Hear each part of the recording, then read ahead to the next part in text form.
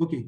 So these are the steps, as I said, the preliminary, okay, contact, could be a phone call, it could be an email.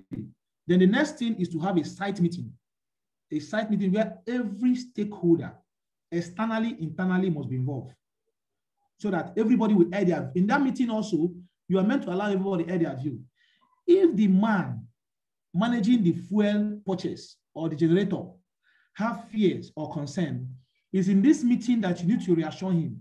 It's in this meeting that you have to get his buy-in. Because if you don't, then he might frustrate you somewhere.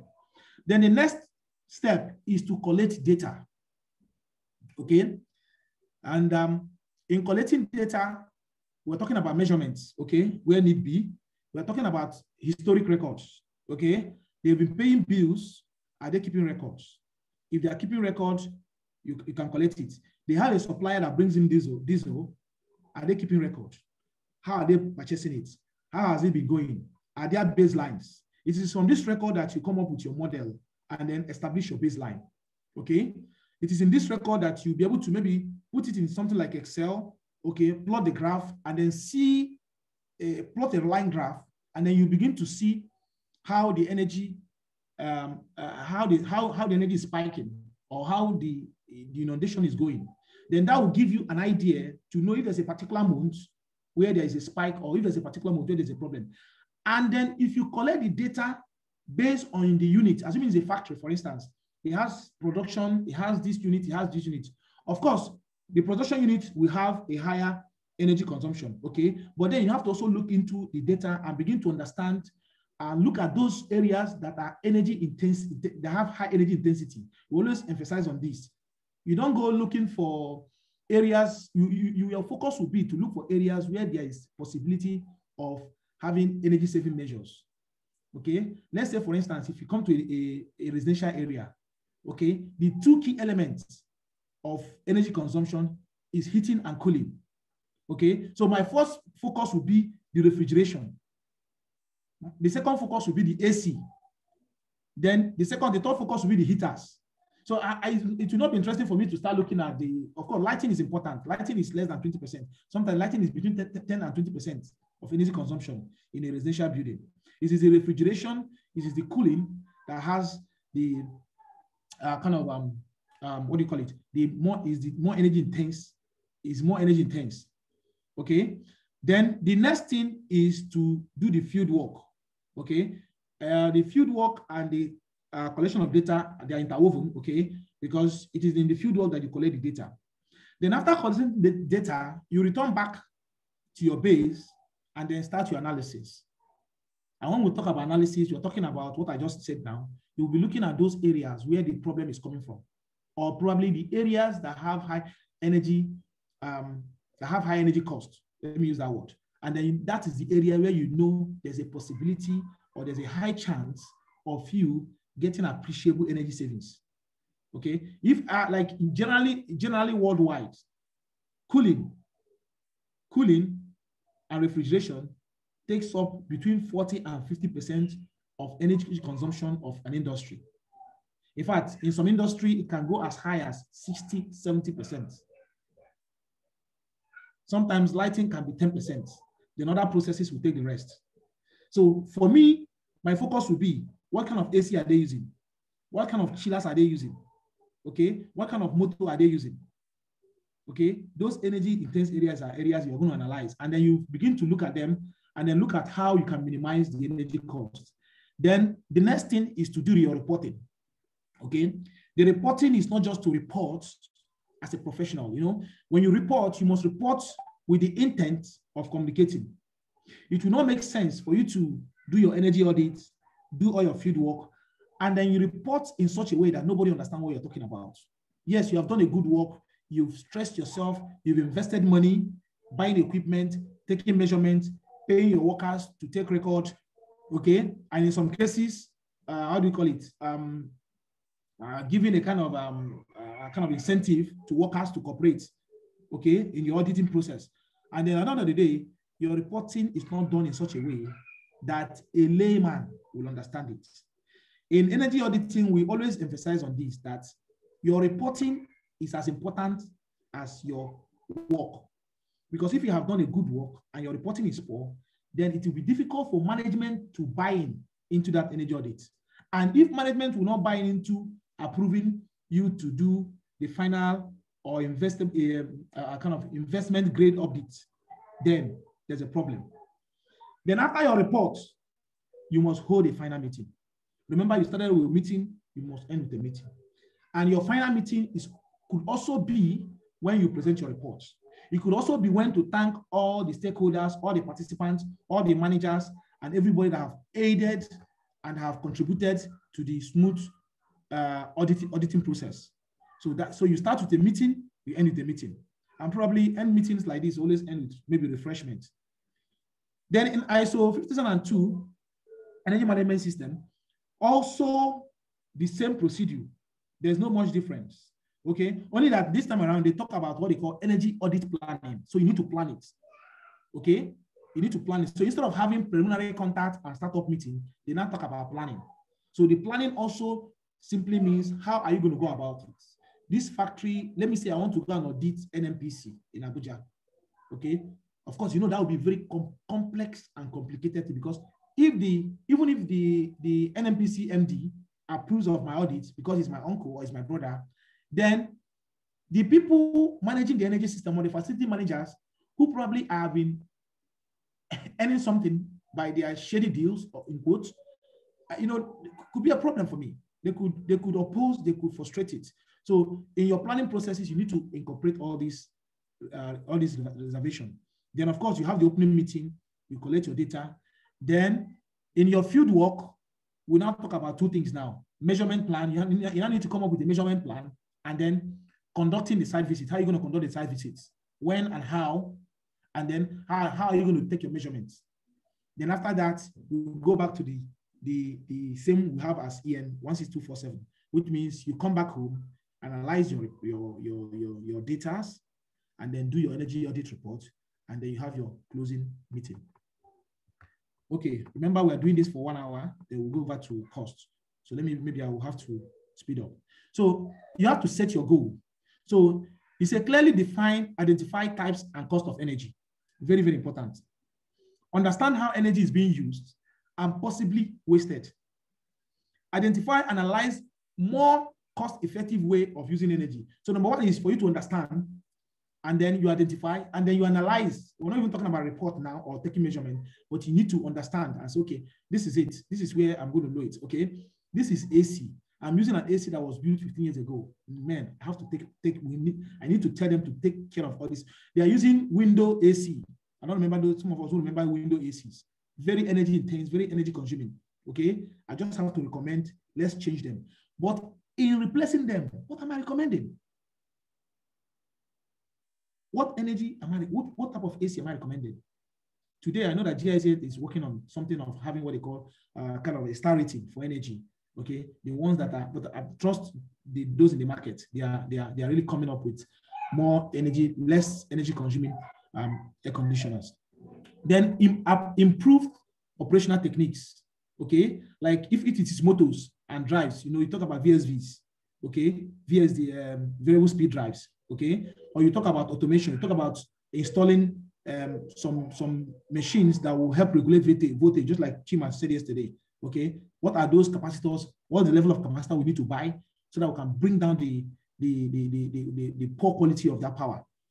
Okay, so it could be new equipment, it could be new process, it could be new technology. So you need to look at all those ones. Then perform an economic analysis. That's what we're going to do in the next 1 hour.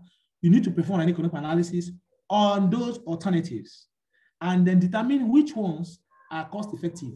It's one easy thing to tell you that changing all your incandescent bulbs or halogen bulbs or whatever, depending on the process you are using, and then change them into LED will suddenly lead to energy savings. No, it doesn't work that way. I need to put it down and make it understandable, and I need to prove it beyond reasonable doubt that what I'm proposing is workable, it has worked, and it will work. Then finally, develop an action plan with responsibilities, timelines, and budget for implementation. This one is as important as every other thing. Planning is very important. And not just planning, but let everybody that is in that startup meeting have a responsibility. The issue or the idea to carry everybody along cannot be overemphasized. It's so important in any auditing for you to carry everybody along. Of course, you'll argue that some people will never be carried along, yeah, but find a middle ground. Okay. So, of course, everything that has so much advantage also has some disadvantage. So, in the energy auditing process, of course, it could be internal, it could be external. And both of them have their pros and their cons. Okay. Internal, I want you to view internal like saying, okay, I'm going to audit where I'm working. I'm not like an external auditor. Okay. It has some problem, of course. So one of the advantages of internal auditor is that you are familiar with the company. You are familiar with the company, you are familiar with the personnel, you are familiar with the production processes. So you are more in tune with how, you know where the energies are. You know how to find them. Number two, you know about data availability. So it's easy for you to hold down the facility manager, hold down the generator operator, or whatever you call it, hold down the production manager and say, look, I need this information. I need that information. And the information will be made available to you. Then, what are the disadvantages? The first disadvantage is the business as usual thinking.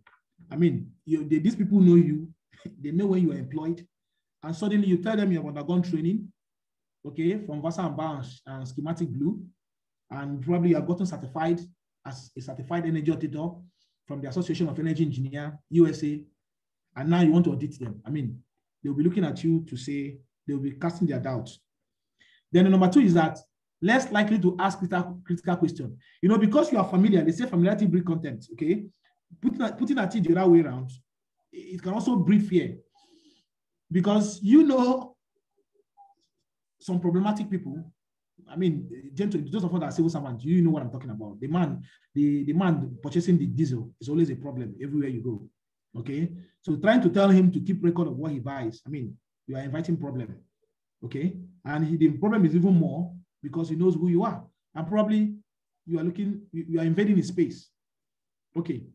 Then generally, the quality of output is usually low.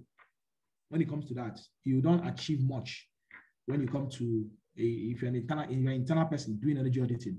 But then if you're external, it makes life more easier, though it has its own problems. Number one is that high quality standards.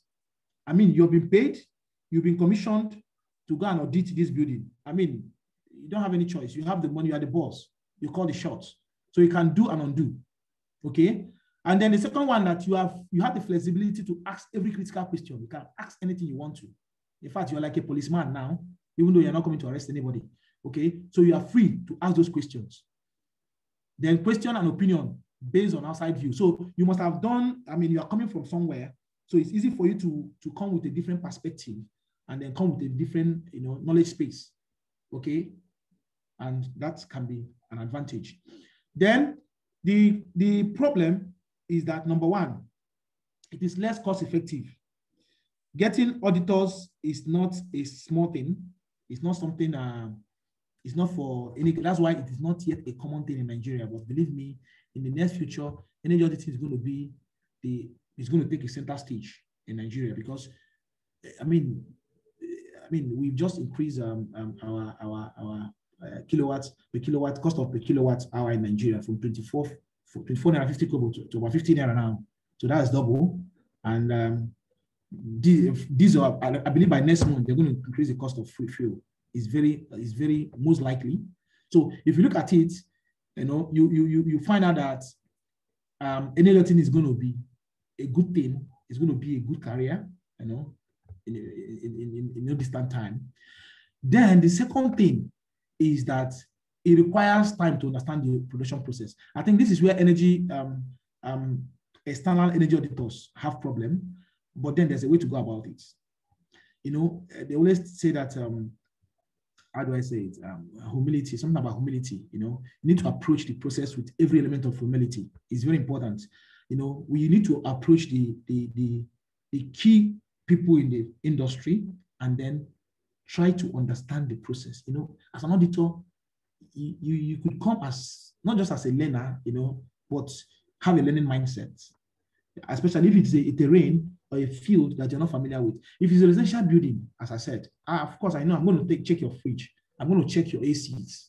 Okay, I'm going to check the type of heater you are using. Why is those ones you imported from Europe, you bought fairly used, you know, and check what they are doing and what they're offering. But how about if I'm going into, let's say, a textile industry, for instance? Okay, how do I know where to find the energy? How do I know where to find the measures to take? So that means I need to quietly ask questions, and of course, good questions. And asking those questions means I need to understand the production process so I don't make fool of myself. Then it requires support from internal personnel. This one is very important too. One thing I will advise any auditor is you don't do auditing if you don't get the buy-in of the CEO. You don't get the buy-in of the manager or whoever owns the company. It's very, very important. So you must find a way and get his buy-in and make sure he's committed to whatever you're doing. Now, there are 3 levels of energy auditing. There are 3 levels. We have level 1, we have level 2, and we have level 3.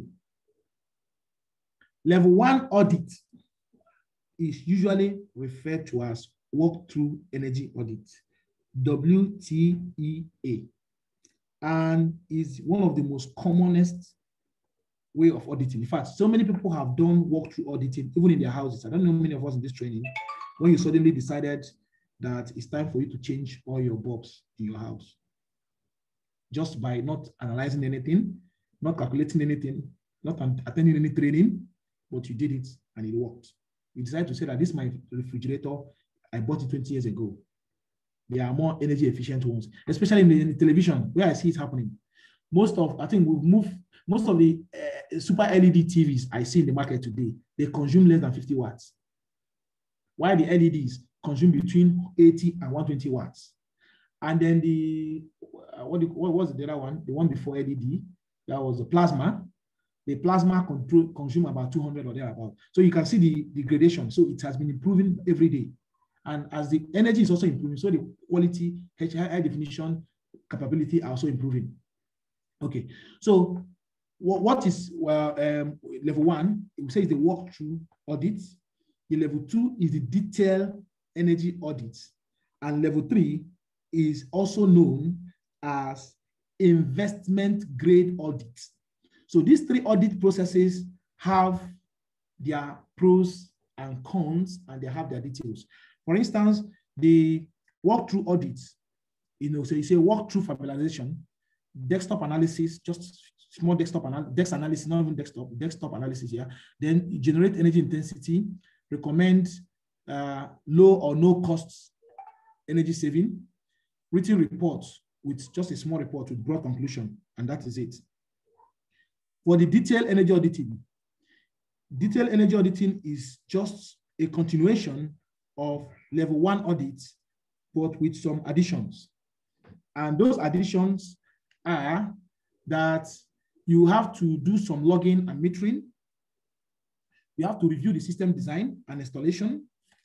You have to detailing of system energy input and energy. You have to identify source of inefficiency, unlike what you're doing in walk-through audit. You have to generate load apportioning, provide energy performance indicators, okay? Recommend no cost, medium cost, and high cost. Make 3 recommendations. Unlike in walk-through audit, where you only make the low cost recommendation, okay? Because they didn't pay you, you didn't take measurements, so it might not be accurate to really, give options, give broad options for investment. So you just limit yourself to low or no cost option.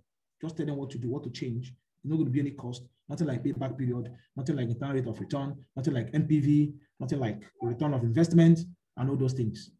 So that is for the detailed energy audits. Then you have the Superman. Let me call it the Superman. And we're talking about the ones that banks will ask you for when you want to approve some loans, especially in green building or carbon saving measures. It means it will involve what you've done in the first level, second level, and then itself. So you must have done all the things we discussed in first level and second level, then you need to take time. Okay, you need to do detailed recommendation on comprehensive energy system management. You need to do detailed investment plan. I think that's the major place now, because all other things are already included in level 2. And that is why what we'll be doing, as I said today also, you now need to do detailed investment plans using MPV technology against life cycle analysis. Life cycle analysis. When we talk about life cycle analysis, we'll talk about it shortly, but that is the recent and the major way of assessing a project life cycle by involving all the costs that are inherent in the project, from the purchasing, from the operation, from the maintenance, from the services, from the spare parts and everything. All of them must be included. Okay, then again, you also need to do some air quality measurements. In other words, you need to do some sensitivity analysis, not just, okay, I've done my investment grade audit, but yeah, this is it, go and implement it. No, it doesn't work that way. It doesn't work that way. So it means you also have to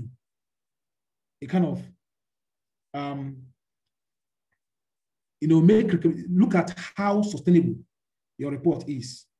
Look at how it also affects the environment. What does it? I can recommend some kind of air conditioners or some kind of chillers. And then when I look at the global warming potential, okay, when I look at the global warming potential, or look at other environmental factors, and then I find out that they're not meeting up to any kind of convention, whether it's Paris Agreement or whatever convention you have in your country, then that means it is not workable. So the two takeaways for investment grade audit is that there have to be a detailed financial analysis attached to it. That's why it's an investment. So there must be an investment plan. Okay, take note of that. Then number 2 is that it must meet up with environmental regulations. So for the level 2 audit and level 1 audit, we don't meet that. Why is this important? If you are going for the exam tomorrow, if you're going to write the exam tomorrow, this is a sure question. You must answer 2 or 3 questions on types of auditing. They will just tell you that auditing processes that involve investment is what? Level 3. What is it known as? Investment grade audit. But then you're not ready for the exam yet. Okay. So the walkthrough audit, at some point I might maybe just leave some of these things for us to really go through. And then at every point you have a question, please, you can you're free to call me back. Please don't hesitate to do that. Okay. So for the walkthrough audit is a relatively quick exercise to establish energy consumption in the organization, estimate the scope of saving, identify the most likely and the easiest area of attention, identify immediate no or low cost improvement savings measure, set a reference point, identify area of more detailed, in other words, also identify area of more detailed study. I think sometimes as an auditor, one of the ways you can get into some of this audit stuff is to do a walkthrough audit. But then in your recommendation, you recommend for a more detailed or investment grade audit. So for the walkthrough audit, these are the 3 key steps. Identifying the objectives, which will include conduct site visits, understand energy consumption, identify capital intensive measure. I mean, we can all read this and understand it. Please, I crave your indulgence. Let me not go through everything because of for want of time. The next second thing is you establish your data analysis from baseline, establish the major energy performance indicators with benchmarks and best practices. The last one, you list all the energy improvement. After you have done, you now list all the energy improvements. You do a rough assessment of opportunity and make sure that your payback is within 2 years. Then you can do a summary table of measures specifying all the measures. I mean, a kind of table where you tell them, okay, this is the energy auditing. You do this, you do that, and you get this, you get that. I mean, it's a bit simple. Then for the detail on energy audit, you would have done all the things we've done in walkthrough audit, but then you evaluate all the major energy systems, you offer the best accurate energy savings because you've done measurements, you've done other things. Then you consider the interactive effect of all the projects, accounting for energy use and all the major equipment. Okay, then you aim for energy balance. You aim for energy balance, and then you estimate use as compared to, you estimate use is then compared to utility charges. So at the end of the day, you just bring their charges and tell them, okay, this is where it is. Then these are the methodologies you use. Please, I will urge us to read it through. We'll understand it. It's very self-explanatory. Then the energy audit principle. There are principles that are guiding energy auditing based on ISO 2002. As an auditor, competence is important. Competence is important. You must not go and make fool of yourself and just show them that you don't know what you're doing. That's not good. Then the other one is confidentiality. Confidentiality is so important, especially in our world of today, where you have rivalry between companies. So that if you are doing one company audit, you don't need to reference what you have done in other companies. You don't need to mention what they are doing. So there must be some element of confidentiality.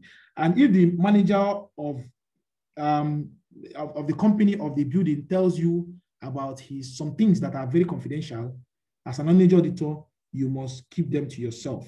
If he tells you about who he's suspecting or where he feels his money is being wasted, then you're expected to keep it confidential.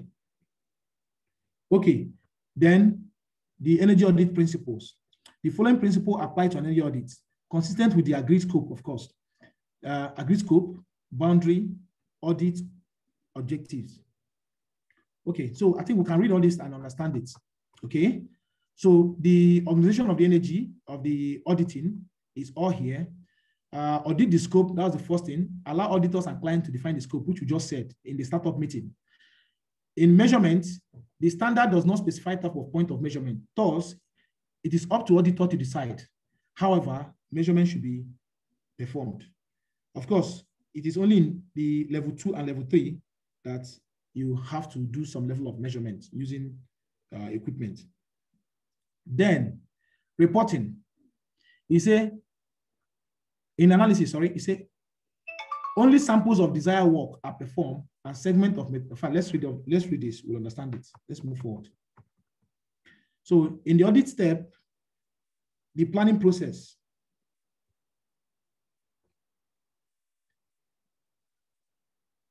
I think we understand this. This is the planning process. Okay. Then the second one is data collection. So the planning process, according to ISO 15002, after the planning process, after this, the organizing yourself, which is also part of the planning, you do the planning by setting the objective, the criteria, the scope of work, by setting the boundaries of units, installation, and building that will be examined, by defining the duties of each members of your audit team, site staff, resource, and allocate resources. Then by assessing the high priority areas, by specifying source of information collection, where we get information, by analyzing the input and time allocation per task. And then you signing your confidential agreements, okay, of maybe non-disclosure of the outputs, because the output of your audit can also be a controversial thing, okay? It could be something that could lead to the sack of somebody. So it's not something you should joke with. That's why we keep emphasizing on confidentiality. I've been an auditor personally. I've audited one of the dams in Imo State when this minister came on board. Okay, I was one of the auditors that went around and we audited some of the dams in this country, about 146 dams. I audited the ones in Imo State. And I can tell you that it is not easy to be an auditor.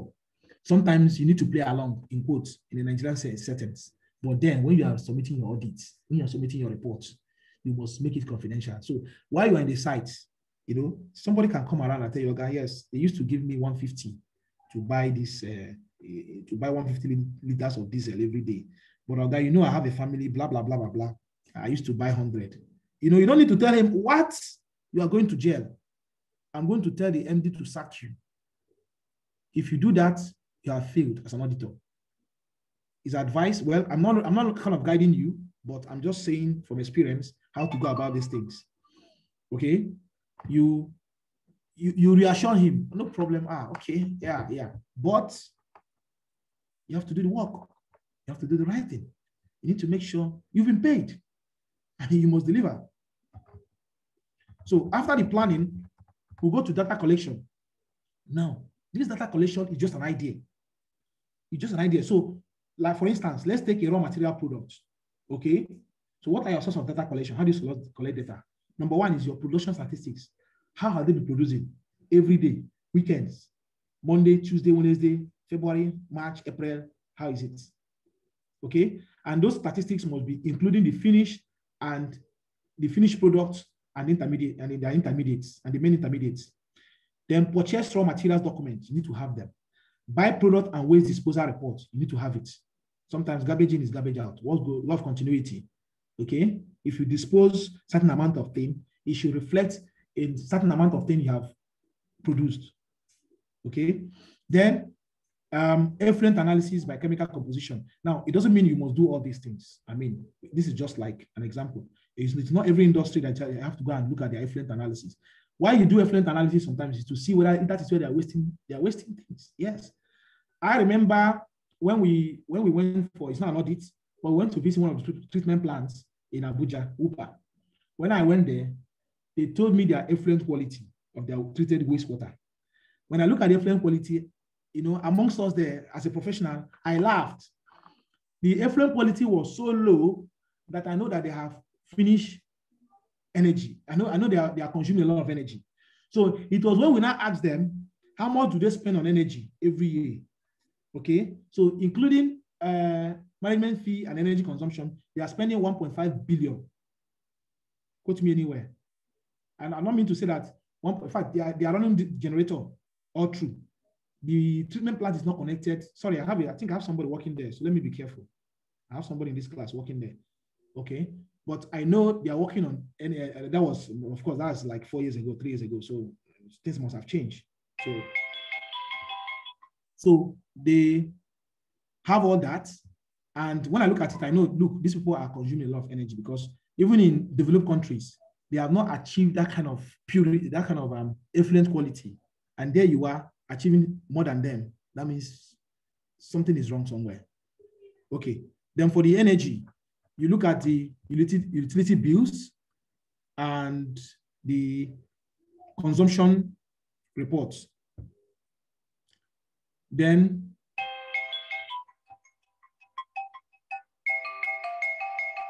the other one is the data collection, still on data collection. For a audit that involves a process, for instance, okay, you can also look at the flow rate of hot water, the steam, the fuel, and the other processes. Then for the equipment, you look at the specification or capacity for key energy consuming equipment. Okay, so in one organization, you can have only one process here. You can only be process. Others can be raw material. It can be energy. Just like in energy, you look at the utility bill, you look at the consumption report, you look at the data from sub-meters, you look at the suppliers of material, water, and all forms of energy, be it diesel or charcoal or whatever, based on if it's a coal industry or whatever, you look at it. So these 4 processes are areas you should look at to collect your data. Then in collecting your data, it's very important to verify source of data. Confirm if energy breakdown are from metering or calculated. Check time period covered. Check irregular consumption pattern. Verify assumptions. Check variation in raw materials and fuel quality. Ask for major processes or changes. Then the startup meetings. I've said a lot about this startup meeting. What do you do? He said, for instance, he said that number one, he said the energy auditor shall request the organization to do what? To identify a person to liaise with the energy auditor when necessary, supported by other appropriate individual to constitute as a team for the purpose, inform affected personnel and other interested parties, in brackets, including senior management, inform them about what you're coming to do. Then ensure cooperation of the affected parties. He said, disclose any unusual condition, maintenance work, or other activities that will occur during the energy audits. You don't just, how do I put it, invade people's space and tell them, I'm an auditor, I'm coming here as a policeman or as a SAS, and you expect them to just keep quiet and allow you to do your work. Okay, somebody have a question. Can I hear you? Hello, somebody raised his hand. Is it a mistake?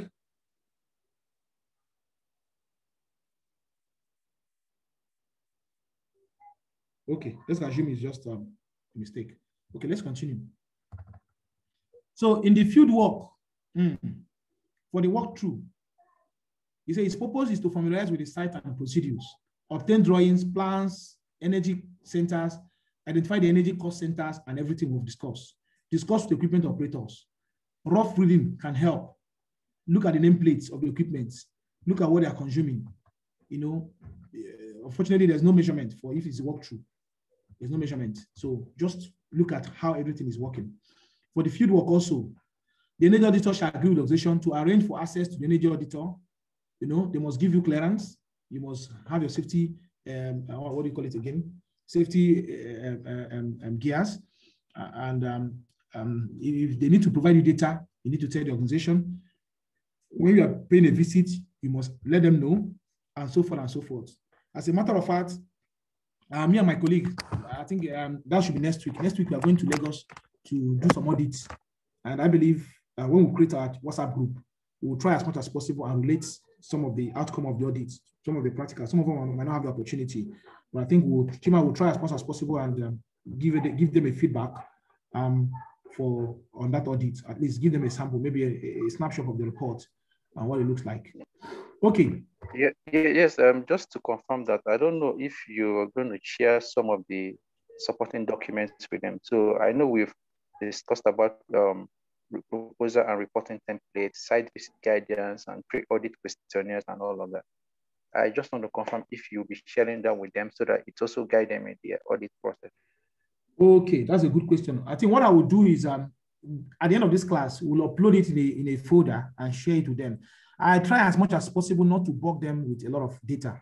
I am very, very careful of that. I've seen where you give people so much data and they get confused somewhere. So, but we'll share with them. We'll give them some templates. What do you think? Okay. We'll give them some templates, but let's focus on the knowledge let them have the knowledge first. Okay. So now I'm going to stop this slide. I think I'm like 50% done, but I have more things to do today that I'm going to give my indulgence that these slides have been prepared in such a way that we're all engineers in this class. So I believe if we go through all this, we're going to get everything.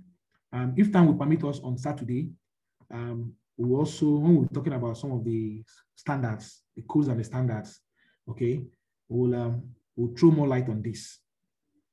Please, let me ask the class, should we go into the costs or do you want us to continue? Can I hear feedback?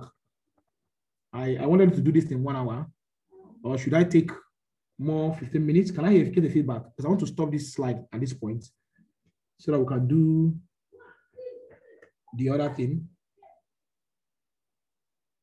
Hello, Engineer Ushe. I think it's important you just highlight some of the energy audit tools that they might need when they go out to sites to take the, data measurement.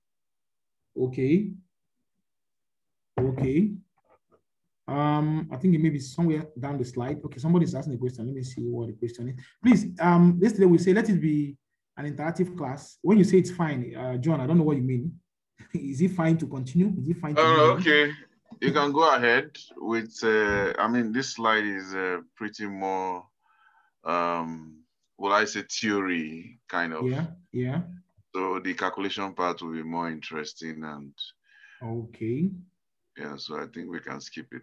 That's my view anyway. Yeah, can I get 2 more opinions? Please, one thing I will encourage us moving forward is let's make the class interactive. As I say, we're not here to, because we know it all, no. The feedback is very important. The feedback is very important and we can all learn from each other. Or has it been very interesting? Hello. Hello. Yeah, I can hear you. I can hear you. No,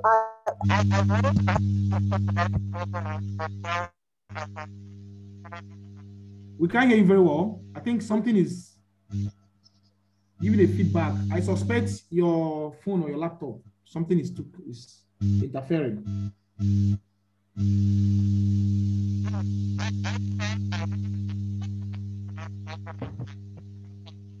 Okay, put in the chat. Put in the chat box. Put in the chat box. You can put in the chat box. I can't hear you. Just put in the chat box.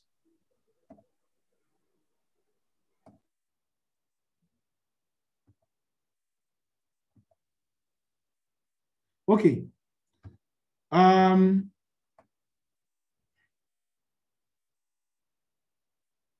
Okay. Okay, let me just give an idea. Just, I think Chima makes sense. Let me just say this. Okay. Let me just maybe take 5 minutes. Let me combine what John said and what I guess somebody might want to say again. So measurement and instrumentation, let me just emphasize a little bit something here. And that is talking about these charts. Okay. Now we talk about detail and investment grade audits. And we say that those two audits, measurement is important. And here is a list of some equipment. Chima just informed me by tomorrow, in addition to the pictorial view, he might be kind of demonstrating some of the equipment for energy auditing. But this is also one of the key points in the exam, which of course I'm not emphasizing on, is to understand what do I need to measure what. When you have identified those key energy indicators, how do you now measure and how do you go about it? For instance, if it is drive and motors, you can use you have the power meter, you have the power analyzer, you have the strobo tachometer for measurement. When it comes to lighting, illumination is the major thing. When it comes to illumination, it could come from different sources. We have the luminance meter, we have the lux meter. When it comes to airflow, when it comes to our compressed air, we have the air velocity meter, we have the air leakage indicator, and we have the pressure meter. When it comes to stream distribution systems, what you can use is the ultrasonic steam trapper tester, the ultrasonic flow meter to do your measurements. If you have something to do with temperature and humidity, you have the thermometer. All of us know this. You have the infrared pyrometer. We have the infrared cameras. We have the humidity temperature meter. And then we have the temperature loggers. For the combustion system, boilers and clients and all what have you, you have the total dissolved solid meter, you have the true spot smoke meter, you have the combustion analyzer. So those ones in red are very more pronounced. They are more common, and some of them are also versatile. The combustion analyzer, then you have the pressure meter. Then the other equipment, you can have the multi-channel data logger, digital camera, and of course, your notebook. So types of areas for energy, where do you take action on energy auditing? You look at the motors, you look at the boilers, the furnaces, the pumps, the fans, and the ventilators. You look at the air compression system.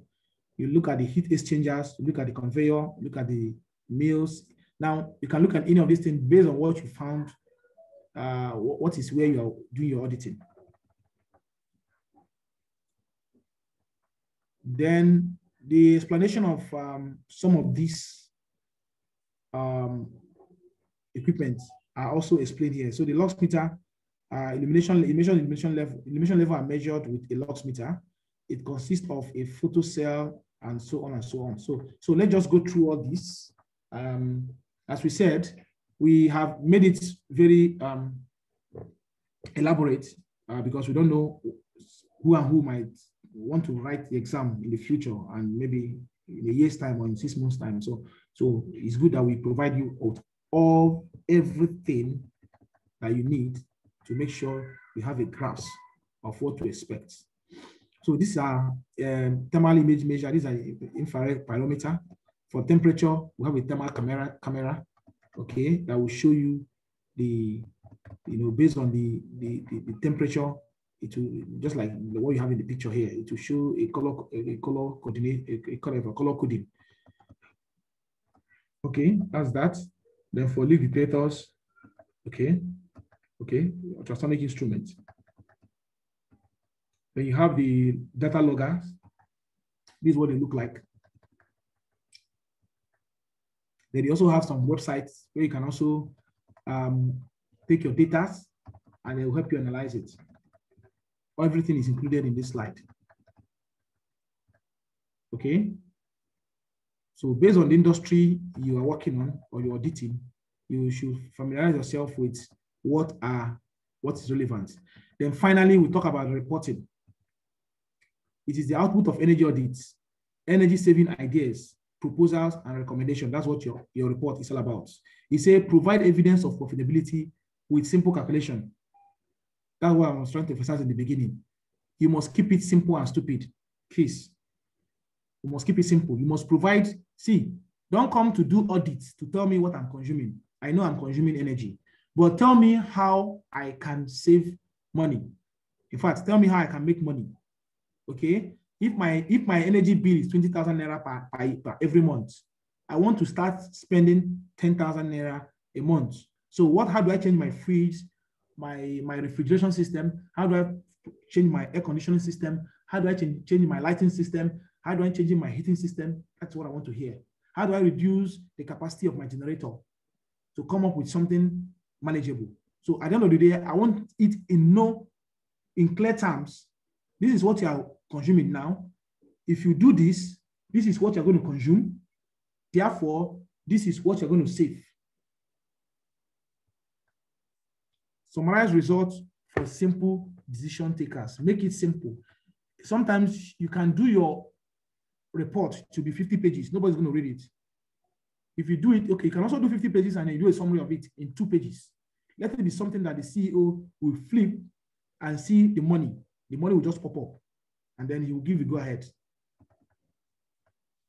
Okay, so here is a template. I think that was what Chima was talking. This is a template of what your report will be like.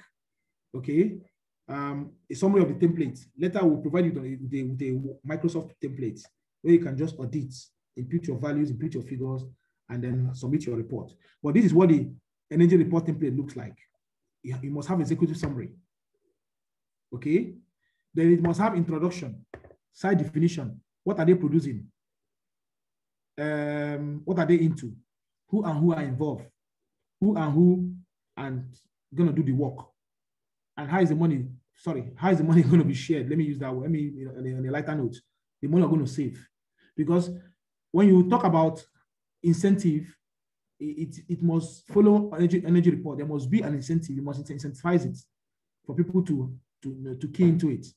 Then it must have a chapter or a paragraph for your energy consumption and evaluation of performance the way it is presently. Then you need to propose, the next step, you need to propose the energy efficiency measures. What measures are we going to take to achieve energy saving? Then the 5th chapter will be financial analysis. You analyze the finances using economic variables, which are going to start shortly. And then the key issues. If there are issues, if there are problems that might arise, if I'm going to change this generator, the size of the generator might not have a space that will accommodate it. And so on and so forth. Then number 7 is conclusion. Okay. Then finally, your appendix. Appendix where you include a report, include everything that you need. Then financial analysis. You have to do your financial analysis. What are the assumptions? What are the CapEx and the OpEx, capital expenditure and operational expenditure cost savings? What is the structure of the debt? You do a cash flow analysis. You do profitability indexing. You do your risk assessment. Then if it is a detailed investment grade audit, then you might also do sensitivity analysis. When we say sensitivity analysis, we're simply saying if things didn't work this way, it worked that way, what would be the effect on my results? ones is look. So this is what the cash flow, the template I'm going to give you. This is what it looks like. But before we give you these templates, we also have to show you how you come about with each of those variables listed there. Then risk assessments. Okay, we talk about the risk, the investment risk. You are borrowing money from bank. If we didn't achieve our aim, how are we going to pay back, and so on and so forth. Then finally do the sensitivity analysis. Okay, in other words, you look at other options or other alternatives and see how they are able to aid the energy auditing process. So thank you for your attention. That is the end of energy auditing, which is the first part of what we have today. Any question, please? Can I get feedback? Can I get question? Hello. I can hear you, sir. Okay, I just want to talk about something more generic in terms of regulations. Okay. What actually drives energy auditing, apart from profitability, from the perspective of the company or industry?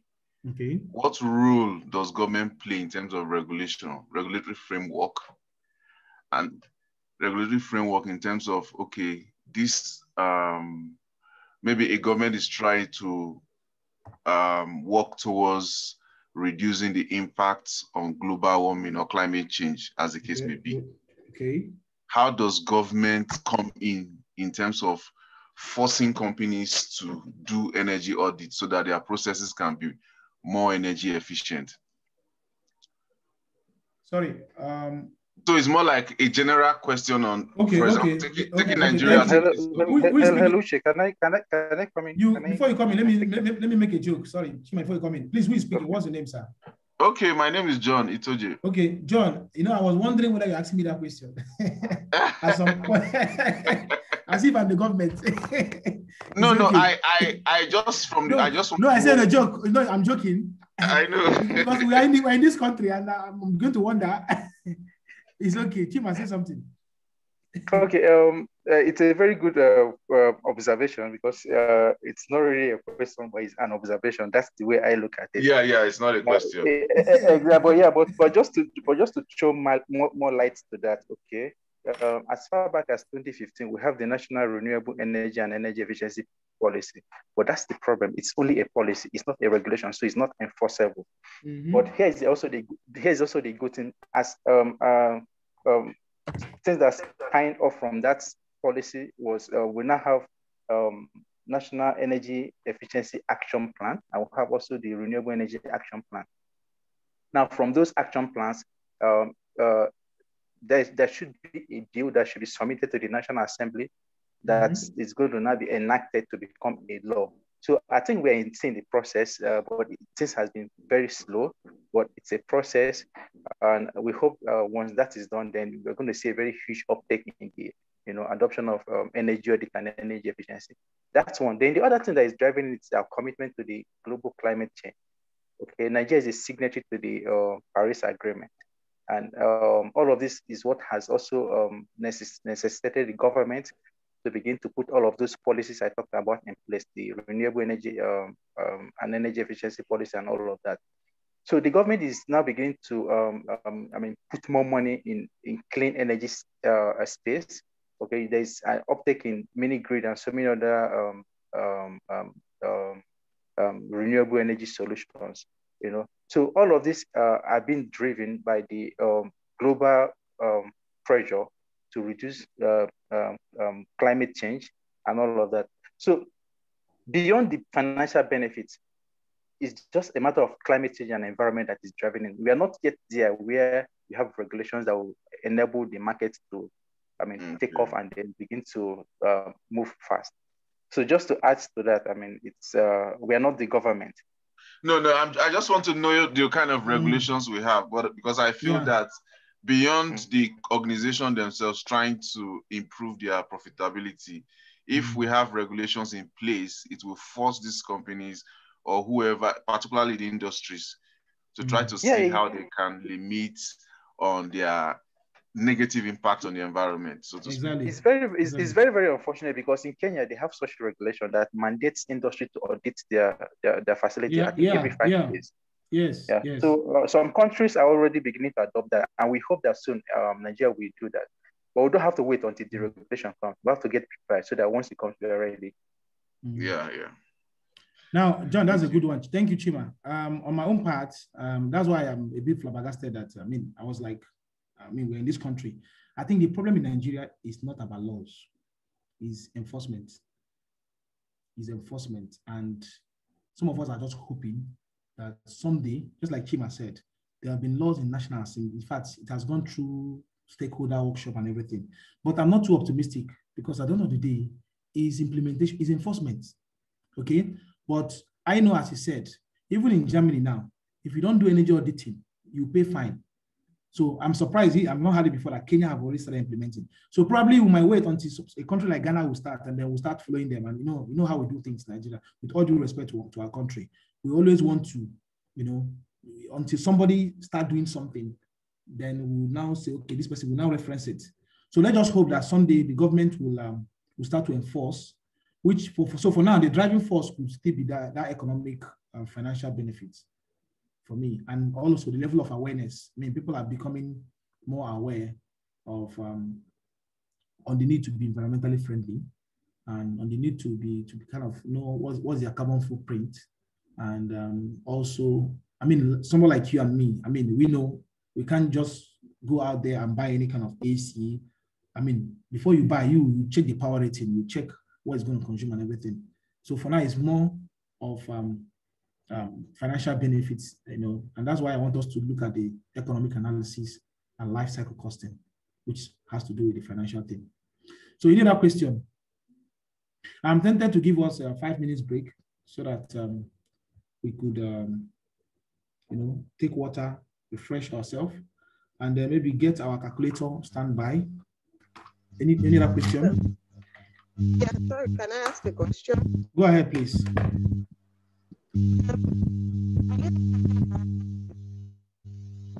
Can you plug your earpiece? Go ahead now. Plug your earpiece very well. Your mouthpiece or your earpiece, something is wrong with it. Okay. I can hear you now. Can you hear me now? Very well. Okay, so, yeah.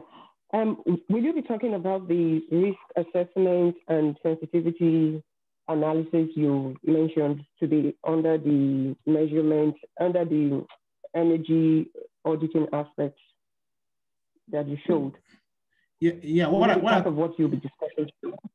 I might not be discussing it now, but I can give you a template where you can how you can go about doing yourself, because sensitivity analysis has to do with data. You have to do with your data, okay? Okay. You have to do with your data. Yeah. So I think I have an Excel I can share with you on that. If time will permit, I will share it. But I know, would be great. Yeah. But we'll have a lot to do now, believe me. And I just pray I'll be able to meet up. Okay. I don't know if others are interested, but I would like to see it. So I don't know if something you want to share on the platform for everybody, or I will. You just want to send. I will. I'll try. I will before the end of the class. Thank you. Because what I'm asking, okay.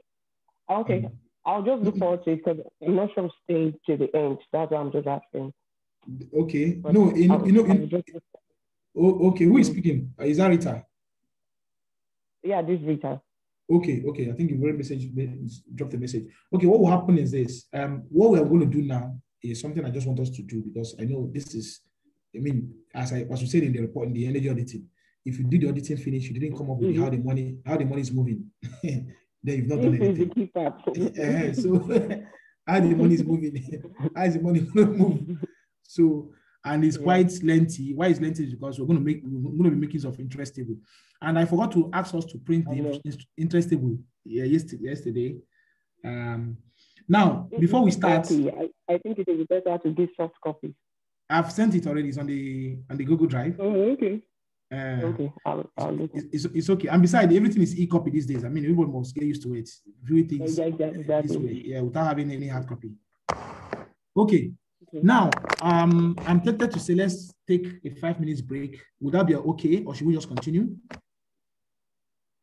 If you want us to take a break, 5 or 10 minutes break, just say yes on the chat box. Some of us are not just communicating, but it's okay. Can you just go to the chat box and say yes? I want us to take a 10 minutes break to come by 4:40. Quickly just say yes or no. Let me know.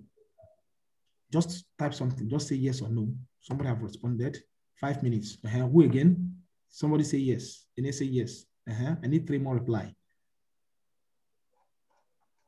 Those who didn't say anything will conform to what say yes people are saying. Peter said no. Peter wants to. Okay. So we're having 3 against 1, 4 against 1. 4 against 1. Yes. Yes. Audio yes. Yes, have it. So we'll come back by 4:40. 4:40, please. You are not here by 4:40. You have the material. You can even start if you're back before me. So 4:40 we'll meet again. Thank you so much. Okay.